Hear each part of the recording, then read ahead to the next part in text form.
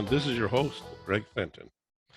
Each week, we explore topics and ideas related to the experience of people with conflict and look to promote the profession of conflict resolvers. We are available to connect with at fentonmediation@gmail.com and at 647-227-4734. Visit us at our Facebook page to like us and Facebook group page to become a member. Also visit the YouTube channel, Fenton Mediation. Listen to podcasts of Mediation Station on SoundCloud, Apple Podcasts, and Google Podcasts. Please follow us at our Twitter account, which is at Fenton Mediation. The conversation today is titled, Students and Teachers, Realities and Perspectives. Are they aligned? And with me will be, very shortly, Helen Lightstone. The program is live each Sunday night from 8 to 9 p.m. through Zoom. We will engage in conversation with everyone attending, able to listen and watch. Microphones and webcams will be closed. If anyone wants to contribute, there are two options. One is to see the chat icon as a bubble at the bottom center of your screen for you to click to then type in a comment or question and click to send. Or you can click on the reactions icon that is also located on the bottom center of your screen for us to see. And you click on the hand icon and you will then have your mic opened for you to speak and share your comment or question, and then your mic will be closed again. The show is being recorded for both video and audio purposes and will be available for public access on SoundCloud, Apple Podcasts, and Google Podcasts afterwards. One message for me to put out as a public service announcement. There is another option available for individuals looking to become accredited as a family mediator in Ontario. Ontario Association for Family Mediation, OAFM, is now providing that 80 of the 100 hours of practicum experience can be completed using simulated cases. The final 20 hours of the practicum must be completed with real clients.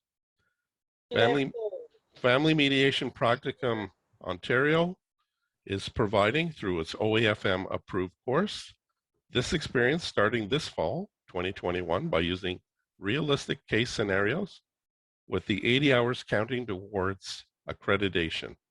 All classes are online with real-time feedback. For more information, check out the web page, familymediationpracticum.pccs.ca.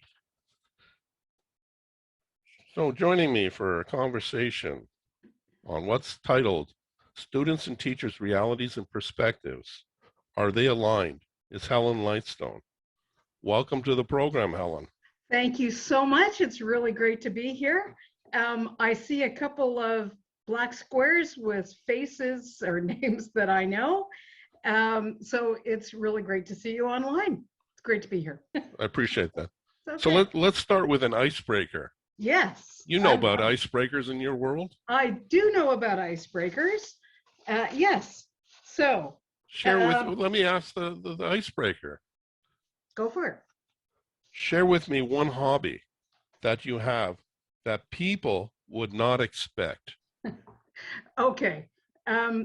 So many people know that I'm an amateur photographer and I'm an amateur gardener. My secret to gardening is put everything in pots, keep it watered, and your garden looks great. I wouldn't say hobby, but what I would say is I kind of got obsessed with collecting, and I don't know what this means to a lot of people, but I have a couple of examples. I have purchased over COVID a great number of eyeshadow palettes. So these are collections of eyeshadows. This is something, I don't know if anybody knows this about me. I do love makeup. This is by the same company, and I brought them down to show everybody. I've got one more, all in the same sort of color family. I'm kind of obsessed with makeup. So that's thanks to COVID. Prior to COVID, you did wear makeup? I did wear makeup, but I became even more obsessed with you know, one of my sayings that I talk about later on in this is during COVID, my comments were get up, get dressed, just don't go out. So part of that whole thing about getting dressed is your, you know, your makeup. You got to look good when you're Well, well, you know, I appreciate that you have that point of view. For me, maybe you could send over some of that makeup. see what we can do. Maybe it'll help me somewhat. I don't know.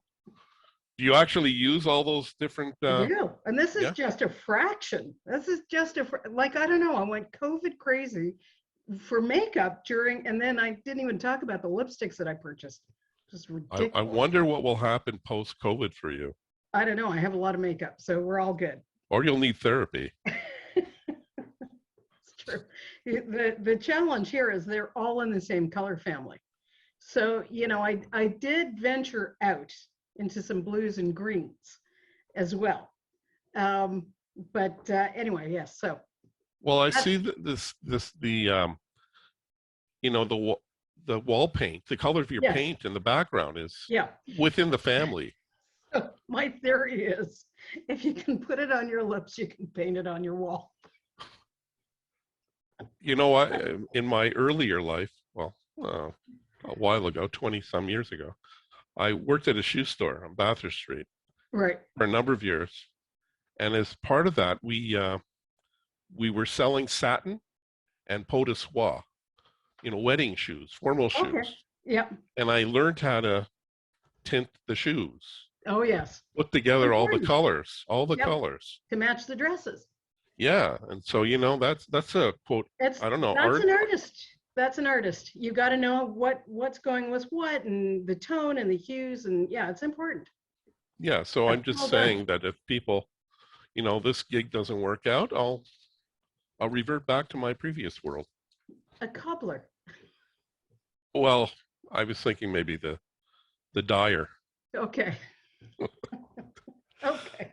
All right. So you work with people who are looking to help other people who are experiencing conflict. Why do you do this type of work? Well, you know, when I had a previous contract that was just less than 3 years, and it was long enough ago that people say don't put it on your resume. But I am putting it on my resume, and it was a great contract. But one of the sayings that this government agency had was resolve conflict at the lowest possible level, because if you don't, conflict escalates, right? So if you don't nip it in the bud, it's just going to you know, as you know, bring in more people. So if I can pass this message along to other people that are then going to pass that message along, why not? Resolve conflict before things escalate. Well, I understand what you mean and you say. Mm-hmm. You know, the earlier, you know, our history is that we try to promote, you know, dealing with your concerns, your issues, your challenges in your relationship as soon as you can. Yeah. There's a variety of reasons why it doesn't necessarily end up that way. Yep, for sure. And it, you know, it gets problematic over time. The longer it goes on, gets more layered. Yep. And more challenging with the challenge. So, yeah. So, you know, if I can pass that message along, let's nip it in the bud. You don't know what you're going to be able to prevent down the road. And if I can pass that message to other people, why not? Resolve conflict at the lowest possible level. When we first met a number of years ago, over that, we were little. Well, I was, yeah. I make no judgments. Okay. You know, we were at an agency. I was working there, and you became a mediator volunteer with the Restorative Justice Initiatives program, and CMSD, Downsview. Yeah, it was great. What was your reason for getting into that? Oh boy, for some reason, I had just finished the paralegal program at one of the colleges, and I was really gravitating towards dispute resolution, and something just struck me about the restorative justice process. It just made a lot of sense. And I remember being interviewed by the woman that was, you know, taking in the volunteers. And she said, why is this important to you? And I said, I have no idea. I said, I don't know anybody that's in this position. I've never been in this position, but restorative justice makes a lot of sense. Just And to put it out there to acknowledge that. That's yeah, Michelle Sauvé. that is Michelle Sauvé. Yeah, Mm-hmm. exactly. So I don't know, based on that, you know, there was a passion there. And I couldn't even tell you where I first heard of restorative justice, to be honest. How did you Because hear of the organization? I honestly, I don't recall, unless it was through York University. And maybe that's where I heard of the restorative justice piece. Okay. Yeah. So what's your intention when you're working with people, when you're trying to facilitate something? What Facilitate do you a see? class? No, just the, working with people in general, especially people who are connecting with, whether they're living the conflict or looking to work to assist people living with a conflict. What's What's your intention? What do you see? Well, hopefully, if I'm mediating something, you know, I'm facilitating that conversation that hopefully they will understand where the other person is coming from. So in the classroom, if I'm teaching, you know, I want to tell people that there is a different way to move forward. You know, in conflict, there's a different way you can go. And a lot of people still don't know this, but I think they're getting it. I've noticed a number of some of my paralegal students are realizing that, you know, maybe court isn't the way. So in a way, I guess I'm showing them a new path. How receptive are they to that kind of I possibility? Oh, I've noticed in the last, I'm going to say the last 2 years, that from the college setting, I've noticed students far more engaged with the mediation process. They get it. They see it as that alternative to court. They understand it. And I don't know if it's it's a mindset where people are much more accepting of each other. So it's an interesting thing. And then I think in the business world, like outside of the college with Lightstone Mediation Services and the number of students and the variety of students that I get, people are seeing the benefits of resolving conflict whatever their career path is. And it's interesting too. I've had a number of senior lawyers who have taken my classes and have realized, knew going into it, what a benefit dispute resolution is. How do they navigate though with their, if they come from a legalistic perspective, education and training, Yeah, which is somewhat positional advocacy of the positions against another position, yeah, the competing interests, basically. right. How do they come to the realization, if they can, that, our process when we talk about working to resolve conflict is about collaborating in some form? Yeah, exactly. So that's the key word. The counsel that have come into my classes have realized, because they've had decades of experience behind them, and they're going, there is another way. I see these people want to get along. What can we do to facilitate a conversation between, my party and your party? So I think the counsel that I've had, have seen it within their own clients. It sounds like there would be some kind of openness Yep. to have that consideration, to then try to make sense of it from what they've been traditionally ingrained within their head and their mindset Their training and their practice. Yeah, exactly. To now do, let's create another pathway in terms of interacting and possibly engaging with people. Exactly. So prior to the occurrence of COVID, which is like a little over 15 months or so officially, how would you describe yourself in terms of your professional practice? Let's get some context. Well, I found actually this one was a very difficult question to answer. So, um, okay, so prior to COVID, how would you describe yourself in terms of I don't know. It's funny because wherever I am, and that's in the classroom or online teaching or in a mediation process, I'm hoping that I am maintaining the same level of professionalism that I did before COVID. It is the platform that has changed. I don't think I have. So the only thing that I could tell you on a much lighter note is once in a classroom a number of years ago, I was teaching live, and a student came up to me from the back of the class, and he said to me, "Wow, Helen," he said, "you're a whole lot shorter at the front of the classroom than what I can tell at the back." I guess online nobody knows, so I'm pretty short. So I found that a very difficult question to answer because as far as professionalism goes, I hope I'm maintaining the same level. Well, how about though the professional practice? What was it like for you pre-COVID? Because, I'm going to look to unpack a little bit Yeah. how you've modified, adapted, changed yourself since COVID. So what was it like in context prior to it? Is there something you can share about that?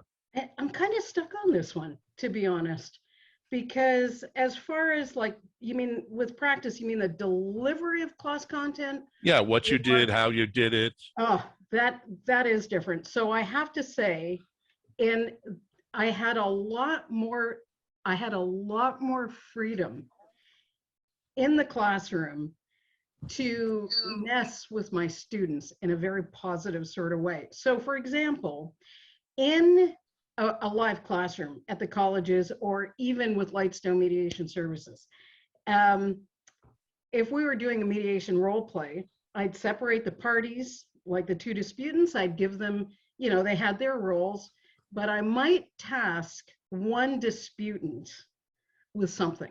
Like, for example, be on your cell phone until the mediator catches it, or be unusually aggressive. I would try to throw things. I'd give something to the students that would intentionally throw the mediator, because and then let's say, for example, with the cell phones, I'd say once your mediator catches that you're on your phone and asks you to put it away, which is exactly what I wanted the mediator to do, they hopefully would. So in reality, these are the real things that I've experienced in mediations. When I've conducted a mediation, you are thrown with all sorts of stuff. And I find I don't have that ability to do that and have that much fun with the students when we're online. It's just a little bit more difficult to facilitate. I So call some of the what you're talking about the unexpecteds. it's the We Monty Python expect the unexpected. Yeah, I mean, Yeah. we also say that about assumptions. Don't make assumptions. Well, Yeah. we're making an assumption by not making an assumption. Yeah. Yeah. Nevertheless, the unexpected, we have a mindset that, okay, life is about this pathway, and let's create it or follow it, depending on your mindset of approach. Yeah. And it goes according to some definition, some clarity. And then all of a sudden, out of left field, or from underneath or above, something throws us off track, Yeah. i.e., COVID, for example. Yeah. It's imposed itself on us and Yes. our lives, quote, the norm that we were experiencing at that time. Yeah. And many people are now, as we transition, let's go back to norm, which for me, I don't want to go back to norm. Too many things from norm prior to COVID, they needed some Yeah. adjustments. Yeah. So how did you try to, adjust your life? Um, with training, let's say at the colleges, I remember being in class one day, And one student said to me, you know, the public schools are getting shut down today. How long do you think it will be before the colleges are shut down? And I said, 2 weeks max. And it was like the next day. So all of a sudden, there was this huge push to get faculty online. So the college that I was teaching at the time shut down for a week. Because now there were two things that came out of that surprised me. Well, one thing really, the thing that surprised me the most was the colleges were already working towards moving stuff online. This just formalized it. So the content that was already ready to go for online delivery was now given to us. We had a week to figure out how to move everything online. It was humongous. And I remember somebody saying to me, well, what happens if a faculty member isn't very good with technology? And I remember my response was, well, they're going to learn very quickly because there was no choice. You had to learn very quickly. A couple of years ago, there was an offer from the ADR Institute of Canada, the Alternative Dispute Resolution Institute of Canada, to get a Zoom package. And it was fairly reasonable. It was one of those unlimited things.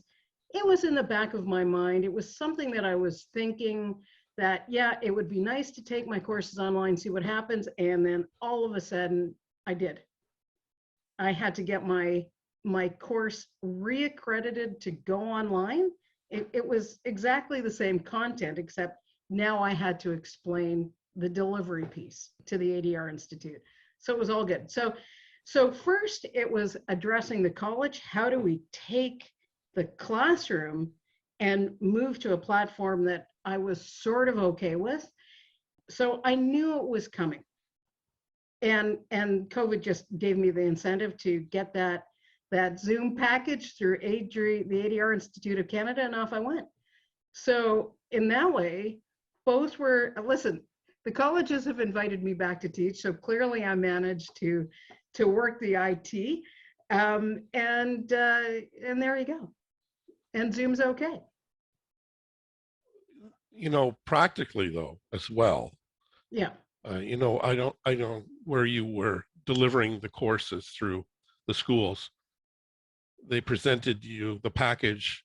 Did you have to adapt, modify the content, the exercises, the format of things? Yeah, so the exercises became a little bit more challenging. And this is that piece that I said, if I were in a classroom, I'd say, okay, disputants A and disputants B.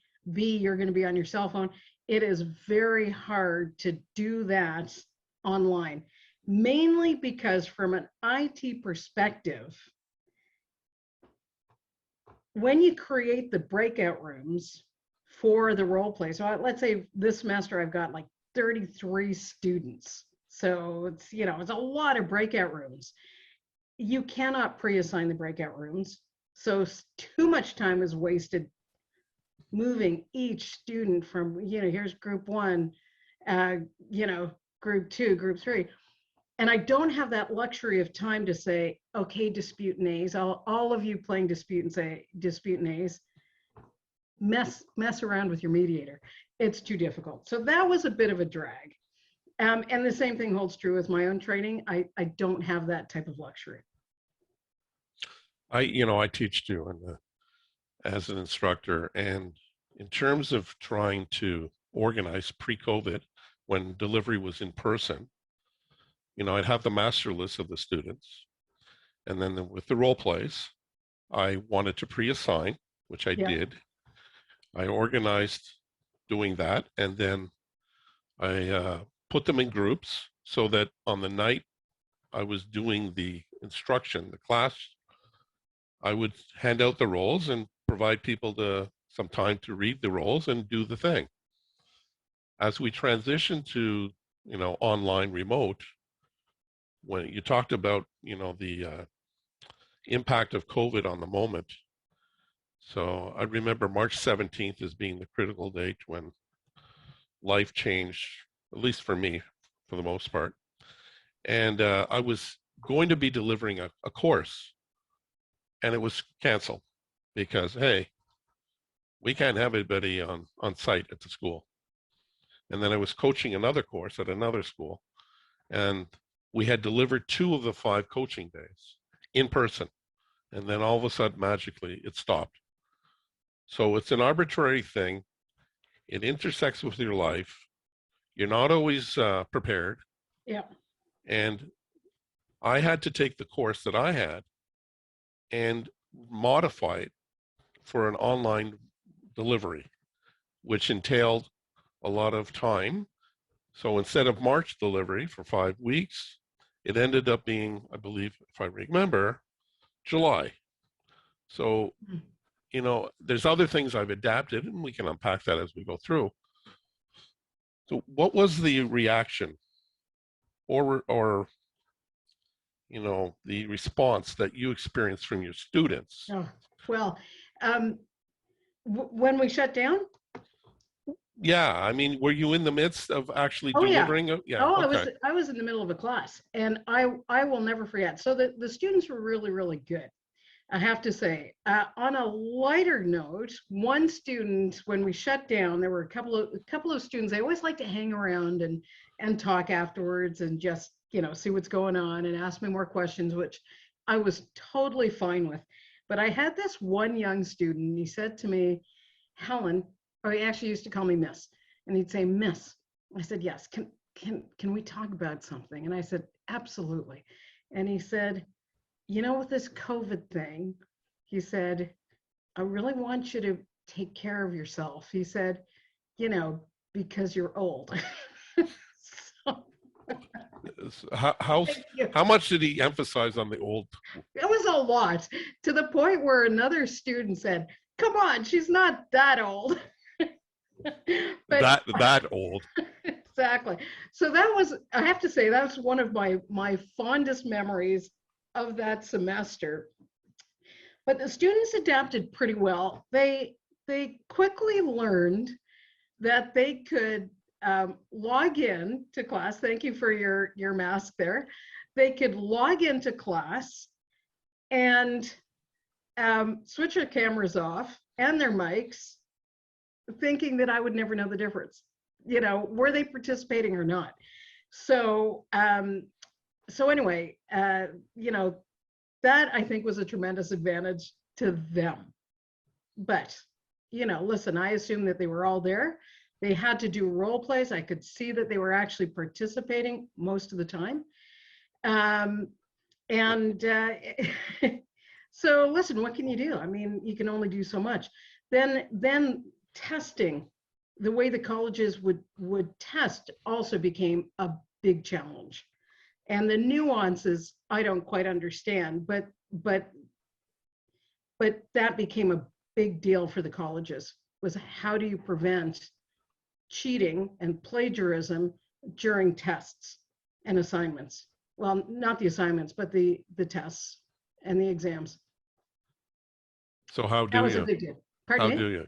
Can you share that? How do you? Well, I can't share too much, but one of the things is very simple. You vary your tests every single time, but also there's software that is available for the student. From what I understand, I don't know too much about it, that will monitor what other electronic devices are present in addition to them logging into the test facility at their local college or university. So my friend tells this story that her daughter was writing an exam at a university, and my friend walked in with her cell phone, and the daughter freaked. Get it out of here. Get it out. Can't be here. So that's a bit of a challenge, but you know, there's ways with tests that you change the test every time it's offered. So yeah, I mean, the attendance thing. Obviously, when you're in person, you can see the physical person in attendance in the classroom. How do you sort of organize that with the remote delivery? You can tell with the role play. So let's say I'm doing a role play at the colleges and I've got the breakout rooms. You know, I've got 11 breakout rooms with 3 students each. I drop in. you can, the platform has the ability for me to drop in and see, and I can talk to them. I can talk to the students. So you can see who's participating or not. And one of my students once, when I first dropped in to her group when she was doing a role play, she said, and she didn't know I could hear, she said, "Isn't that great that Miss can do that?" Just because she thought it was great. But you drop in and, the students know that they have to be active for the entire class, but particularly the role play part. And because they later then have to write about it. I would relate that to the unexpected, because you're dropping in, quote, unexpectedly. Unexpectedly, and then there was another story about drop. Oh yes, when I moved from breakout room to breakout room, the IT takes a couple of seconds. When I physically press a button to say move me from group 3 to group 4, I will always say to the students in group 3, don't talk about me just yet. I haven't left. Because you don't know what I'm going to hear as that technology moves me from one group to the other. Yeah, and also like when people are in the main room, yeah, you can record that. Exactly. When they shift into the breakout rooms, those are not recorded. Exactly. Yeah.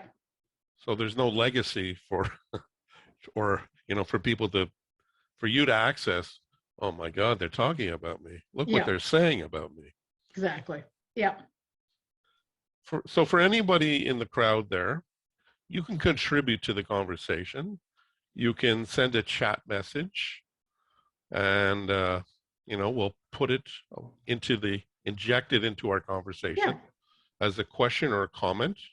Or you can click again the reactions icon, open it up and click the hand, and then we will open up only the microphone for you to speak. If you want to hear your voice, that's okay. We encourage interactive conversation as part of this. Yeah. So what has been, somewhat the most challenging for you regarding your own realities and perceptions with those of your students? Okay, hold on.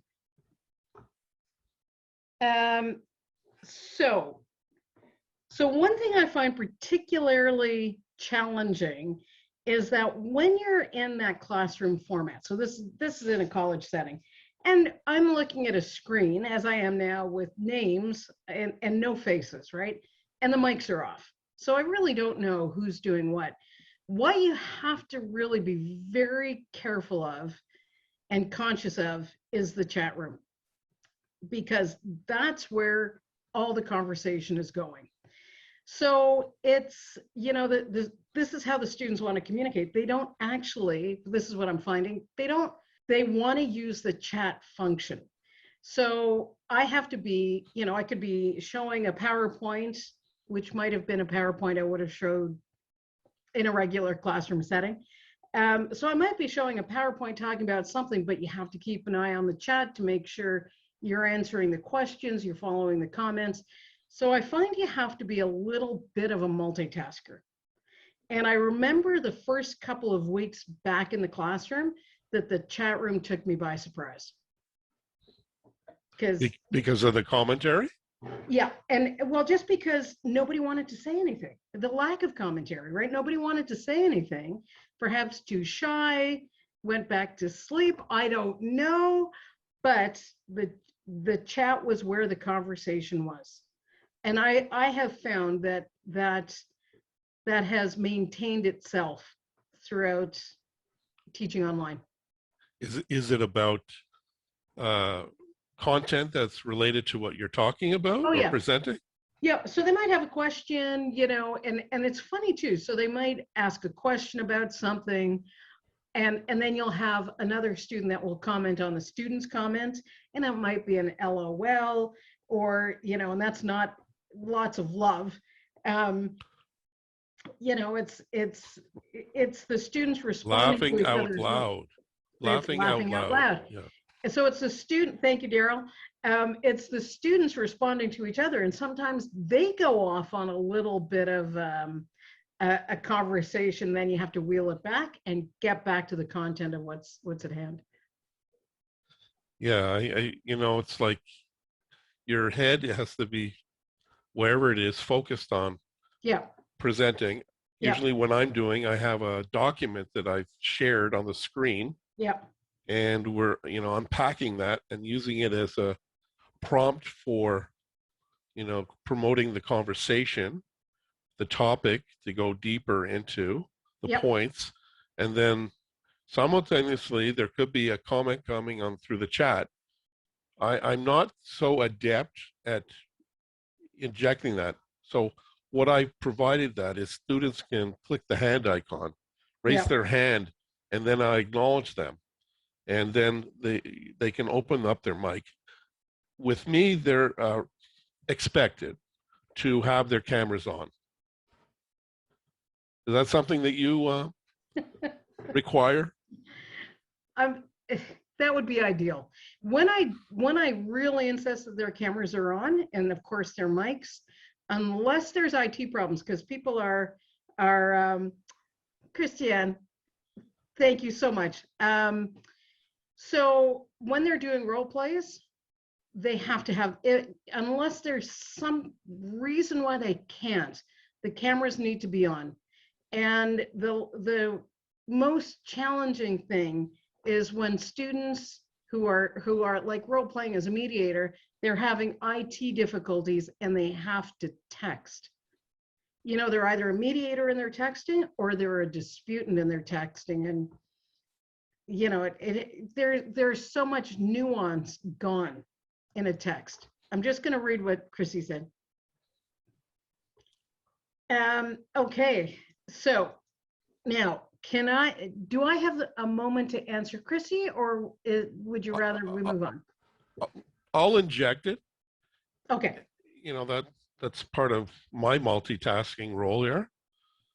I don't name people unless they actually say it's okay. We know Christy. She's a very, it's okay. You see that? It's okay. I paused that in order to prompt her if she wanted to say yes or no. Very well done. So her point is, hello, Helen, nice to see you. If Zoom becomes the norm for us mediators, would mediation lose its effectiveness? What's your perspective on that? It's an excellent question. So I think I'm right down the middle on it.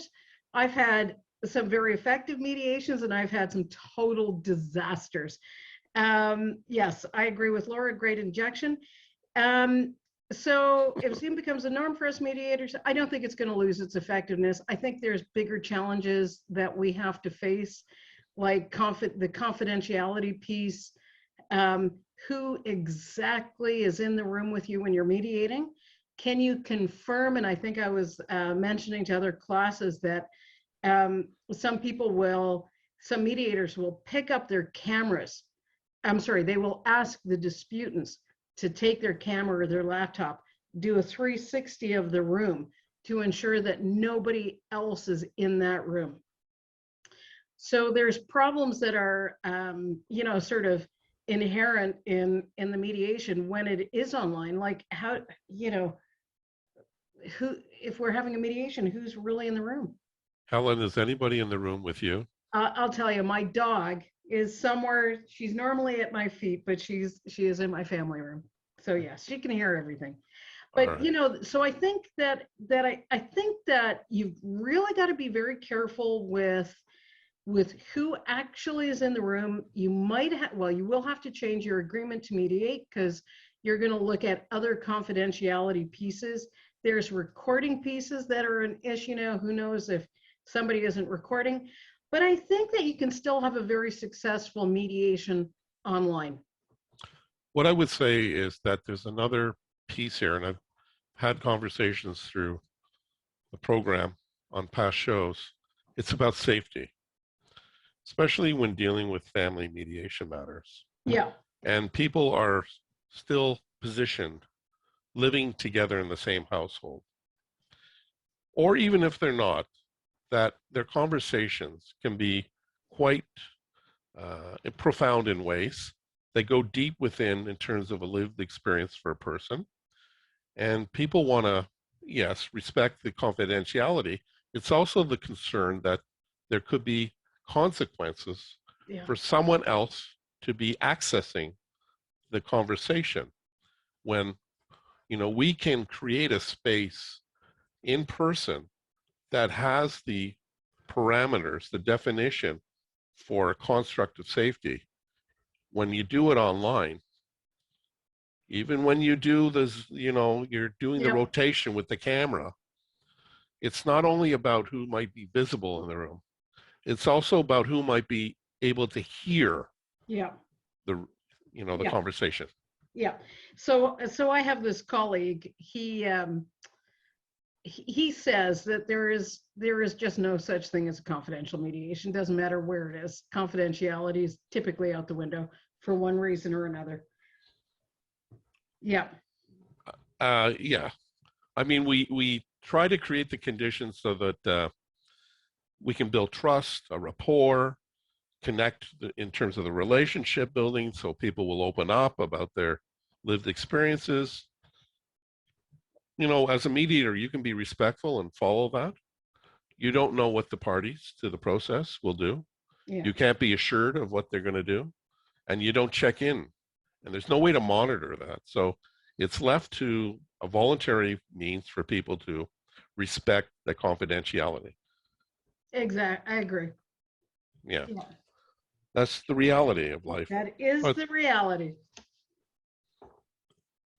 So how is technology, and you might have spoken a little bit about this, and the platforms or interfaces, we'll call it too, a nice word, Yep.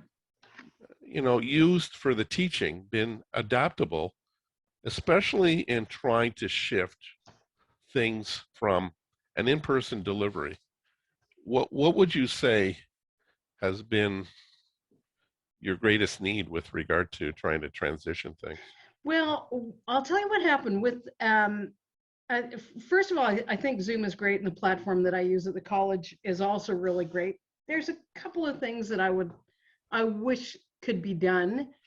The ability to, I know that I could, hypothetically today, share a screen right on a whiteboard, which to me is incredibly efficient, because in reality, I had a difficult time reaching the top of a whiteboard or a blackboard in a classroom. So to have something right in front of me is great. So that was great. And the neat thing that happened in a class just the other day was the students were doing the role play, and I didn't know the students had access to a whiteboard within their own breakout room. And so they were able to start writing about interests and issues and positions and options. And I went, that I didn't even know they could do that. So that was great.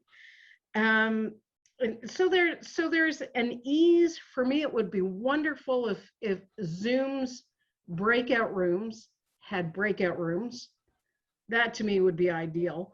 But I think in a different setting like colleges, the biggest challenge that I found, and I didn't even know it was a challenge until a student brought it up, was that the interface is different.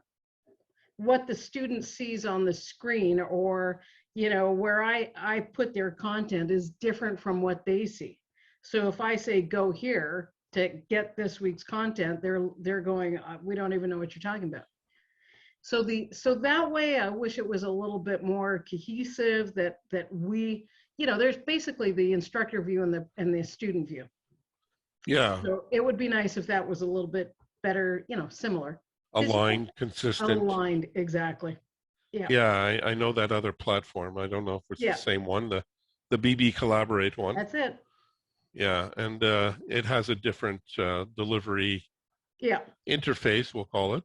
Yeah. That exactly. than Zoom, as we're doing, and different features and functions. Yeah. I do recall with the BB Collaborate that when you organize through the settings, and I have to create sessions in advance, and then students log into the site, and then they can access through the BB Collaborate platform that's also positioned on the site to go into the room on the day of the webinar. Yep. And then, we have settings. I understand that, if I recall correctly, we can limit or have particular settings that would not provide for students to have like chat features or, for one, telephone, because there is a feature on BB Collaborate, and the phone number in the past was to the States. Oh, okay. And so the students had called in to that number, and then they were attending the sessions. It's true. And it would be a long distance call because it's from the States, not to Canada. So Right. we have to not activate that. We have to deactivate that. Yeah. I mean, it's also remarkable what the BB Collaborate can do as far as tests go. Like, I'm fascinated with how you can set up a test. So we got a test with 25 questions. I can randomize for everybody in the class here the order of those 25 questions. I can also randomize the answers within each one of those questions. So Laura's question number 1, and she's chosen answer 3, might actually be your question 7, answer number 1. So you can program the computer. I find that pretty fascinating. So you get away from the predictability, and so someone trying to, quote, maybe possibly cheat. Hey, that word works. I don't know. Yep. It's a preventative measure.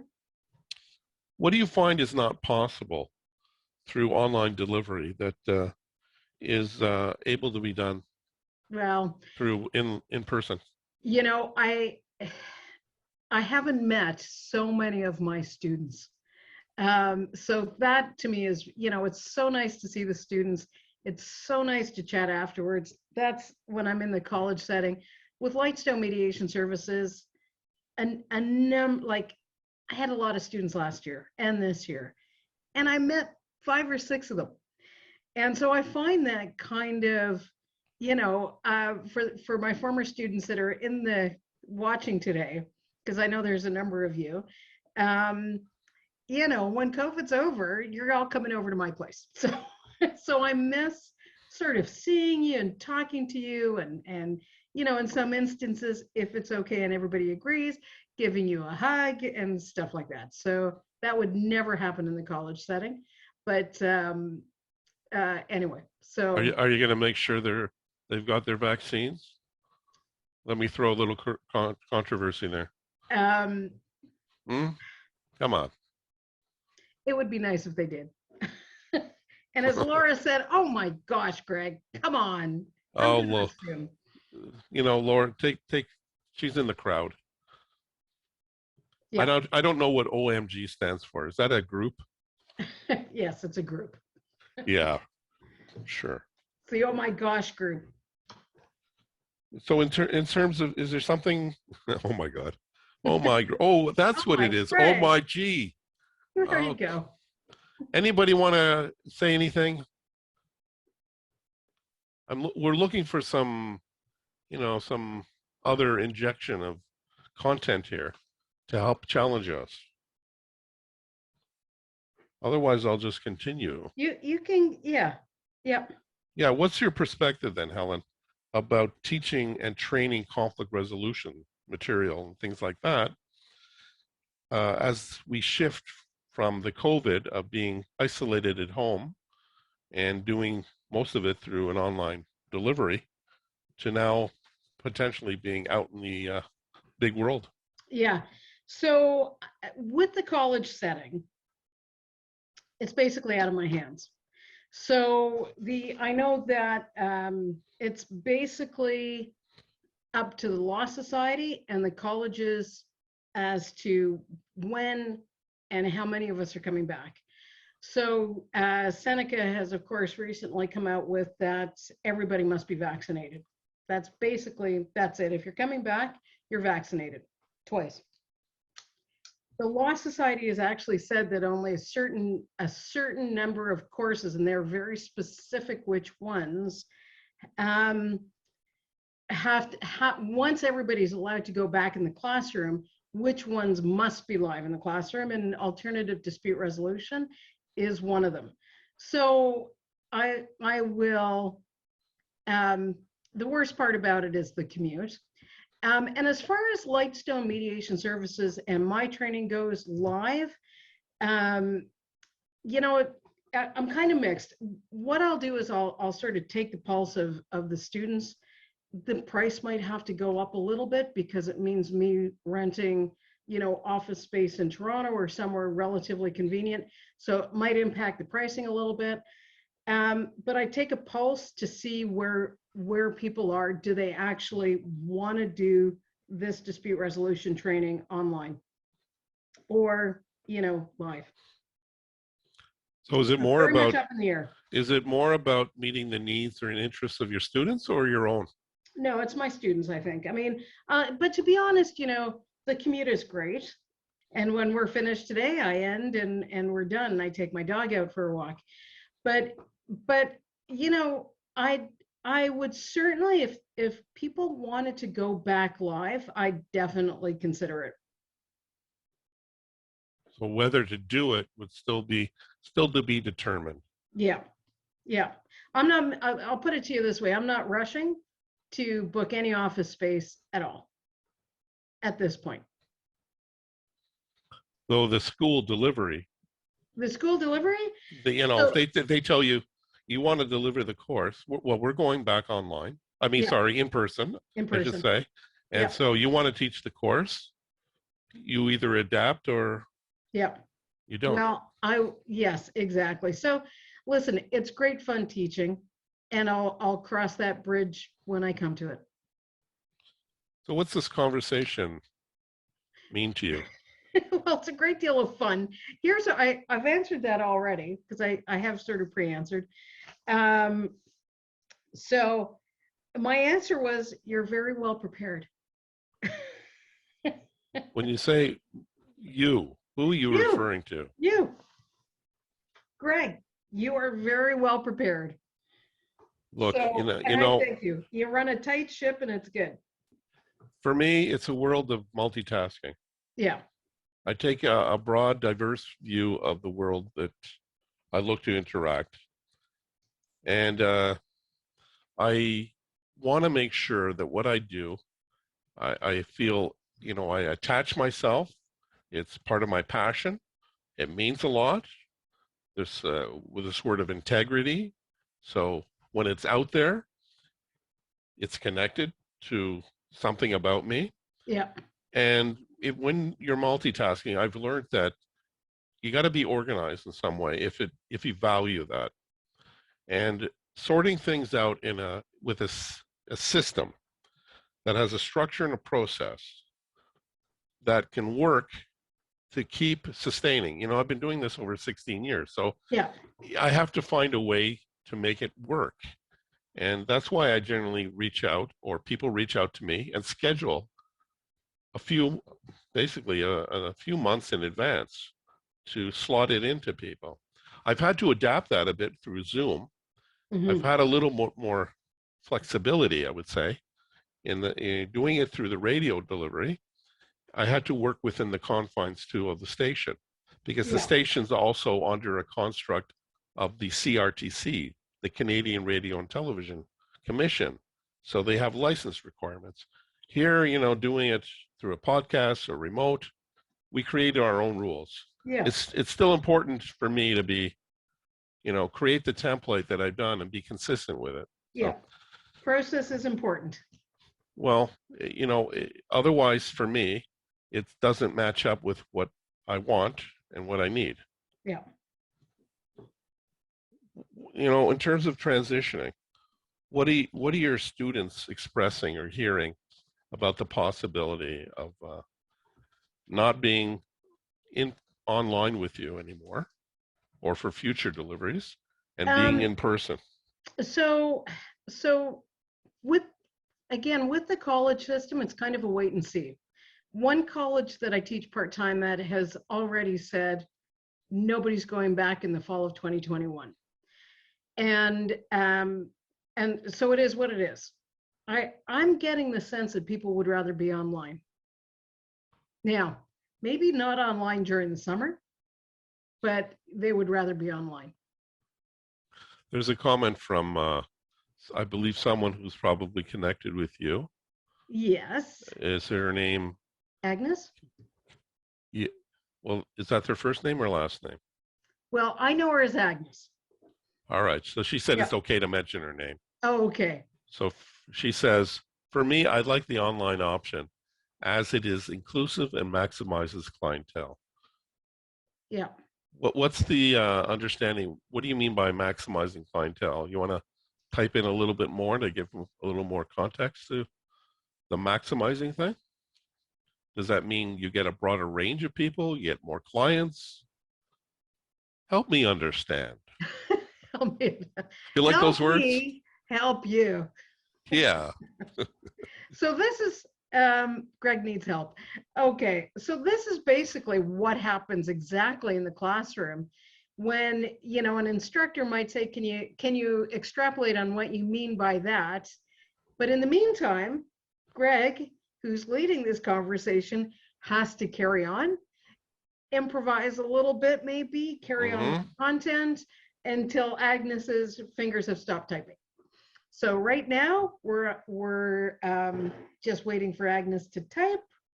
Maybe we are, maybe we're not, you know, Maybe it depends what I feel like. Okay. You know, it's about adapting Yeah. for me and being connected to the moments as they happen, and then being able to be inclusive with the moments of life as they happen, and then see how to contribute. So Yep. we've got a further clarification from Agnes. So yeah, okay, I'll let you. Absolutely. It does not limit clients to one city. If Helen opens up an office in Toronto and I live in Ottawa, it will be difficult for me to attend class in person. Yeah. Very interesting. And whereas I have the online option, it's as simple as signing in. And that's very true. My most distant student was South Africa. Now she would log in, and I think it was 3 p.m. when she logged in at my class during 9 a.m. So when we finished at 4:30, she was, you could see her fading throughout the day. She was done in, because it was like 10 or 10:30 by the time she, we ended the day. So that was my farthest student. Yeah, I mean, if they're within a certain range of time zones that are, closer to the time zone you're in. Yeah. And if they're farther reaching, that could present a bit of a challenge, regardless of how far the world extends globally. Yeah. Yeah. I had a conversation about a month and a half ago, and it's actually someone who came over from Norway to CMSD to do a training in 2007. And we bonded, we connected, and I had him on the program in 2007, November, Lael, and we reconnected, and he actually called, zoomed in, I should say, not called in, zoomed in for the show. It's 6 hours difference. He's like 8 o'clock Toronto time at night. It's 6 hours. It's tomorrow. It's 2 a.m. in Oslo, Norway. So, it can work. It's doing this program through this format will provide me with other options for people. Whereas I did have people calling in long distance at the station and do that. I once had somebody call in from Australia. So that's like 14 hours. 14 hours. Tomorrow. Yeah. So I'm part of a sort of a mastermind group for mediators, and we are from all over the world, with the majority of people living in the States. But, the gentleman that hosts it is Swedish, and we've got somebody from Ireland and New Zealand and Hong Kong and Canada, and it's really interesting to see the list of time zones that our sort of lead guy has to cover, including himself, because he can be anywhere in the world, even during COVID. Yeah. Yeah. So let me just finish with Agnes here. She added, excellent point to demonstrate inclusivity and encouraging access to education for all. So taking on that, actually, what do you think it will be like for students who have been taught conflict, mediation, resolution through an online format to actually facilitate or interact with people in person? I love this question. Well, I think they're in for a bit of a surprise because, Why?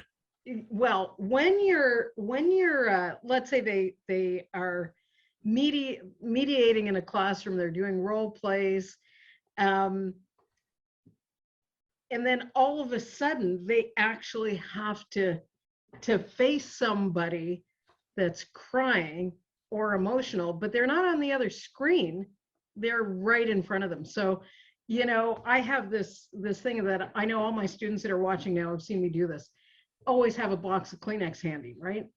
And, you know, in real life, if you were there, that message that the mediator sends to a dispute that's crying, when they pass a Kleenex box over, there's a lot of communication that's going back and forth with that. Would you like a Kleenex? Yes, I think I'll have one. Of course, you can't do that on Zoom, but when that actually happens and it's live, people have to deal with the real emotion. There is no security net. There's no safety net. You are going to see some stuff, and it's going to be right in front of you, and not anything that you can just, you know, just do that for a moment. You can't do that. You can't do that. So I think that, and I think some people are going to adapt, absolutely no problem. But I think that it's going to be quite a shock for some people. I think some people are going to be really challenged by dealing with real emotion and stuff live. Yeah, and that's a powerful thing, because through the remote delivery online, we can sort of organize ourselves to appreciate, you know, if someone's going through a difficult moment in a process, Yeah. whether it's through school, you know, teaching, or an actual mediation or a coaching session. You know, we have a separation. When it's in person, as you mentioned, Yeah. the reality of what's right there with us is quite distinct from the online. And how effective then is really, you know, the online for empathy, self-awareness, reflection? Yeah, I think it can still work, right? Because, you know, let's say, Greg, you burst into tears. I can still see you're crying your eyes out, and I might say, Greg, maybe if you had a moment, you could get one of these. Right, there you go. Well, how about this? Okay. Perfect. Never leave home without it. Exactly. Never leave home without it. So, I mean, you can still have empathy and what have you. It's, you know, it exists.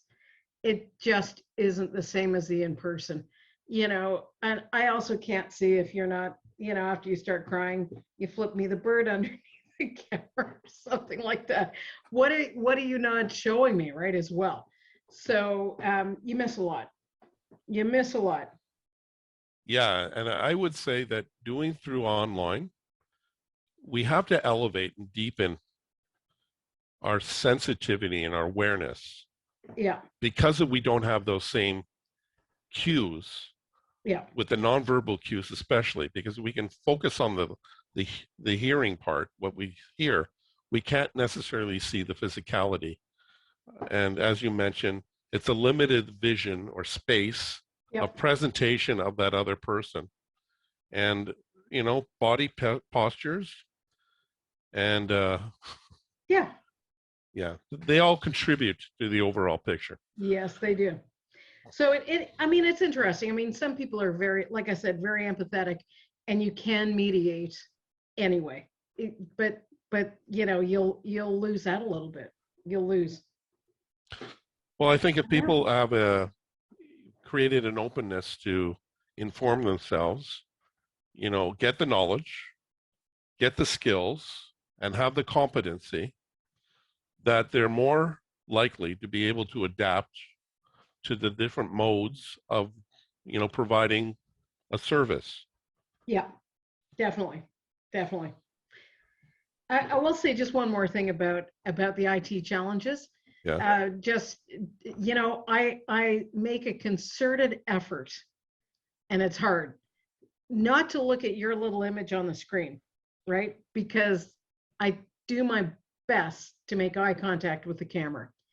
And it doesn't work all the time, but that's really where you guys are. You're the other side of the camera. It is very hard. So I do try and make a concerted effort to look at the camera, and I can't help it all the time. Well, you're not looking at me though. No, but I hope that you think I'm looking at you. So it's presenting a you know, perception of a Yeah. reality that may not necessarily be the true reality. Yeah.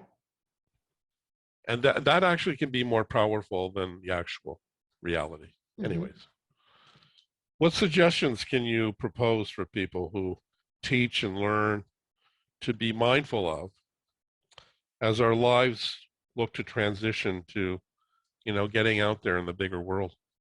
Well, there's something that is actually written on paper in my mother's building in the elevators. You read when you go up the elevator? I do. All right. And and it's this, you know, if you're traveling with somebody you don't know, stand 6 feet apart and be polite. And I thought, well, that's what, you know, everybody's a little bit tense and they're anxious and excited right now because we're at stage 3. Stand 2 feet, so what is it, 2 meters apart, and be polite.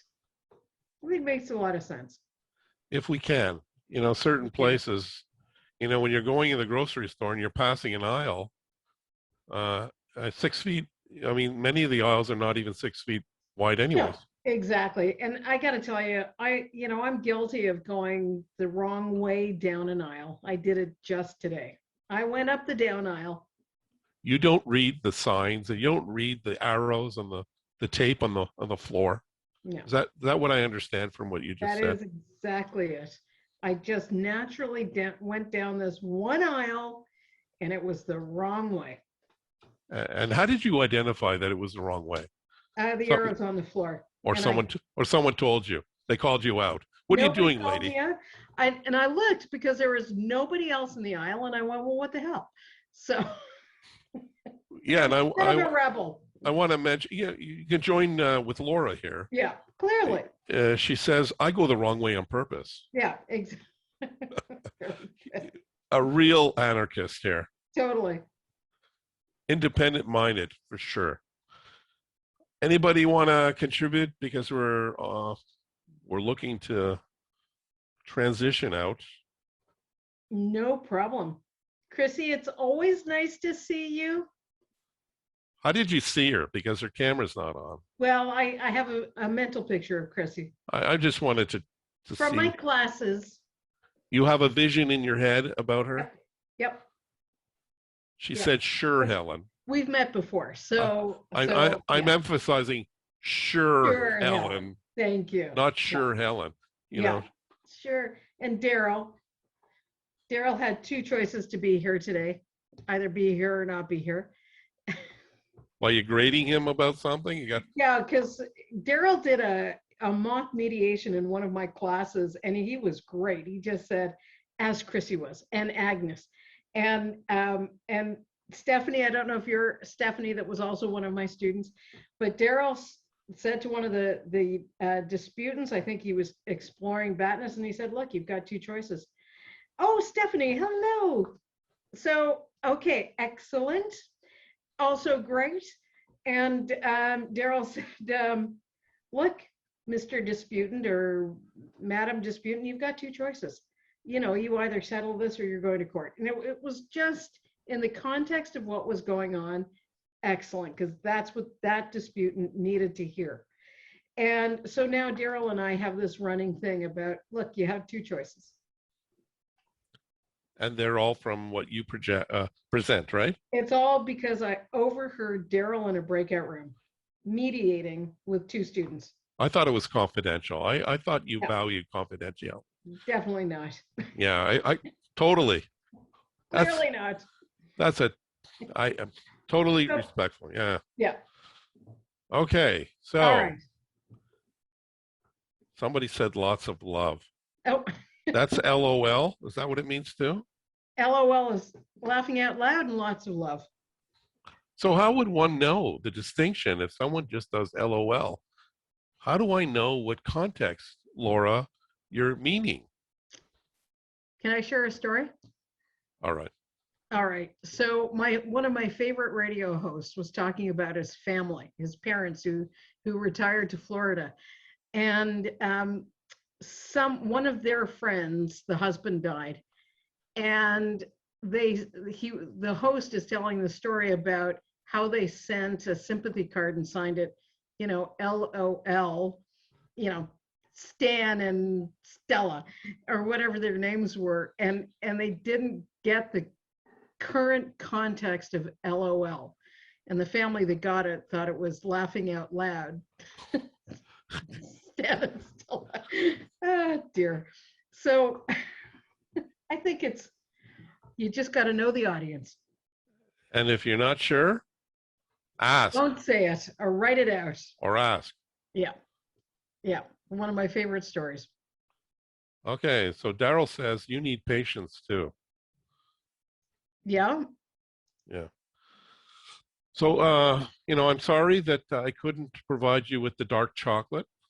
That's okay. Oh, I mean, it's the milk. It's the milk. I know. It's the milk chocolate. I'm just trying to provoke you. Thank you. Well done. All right. So thank you everyone for sitting in, watching, and enjoying yourself. I'll impose that on you.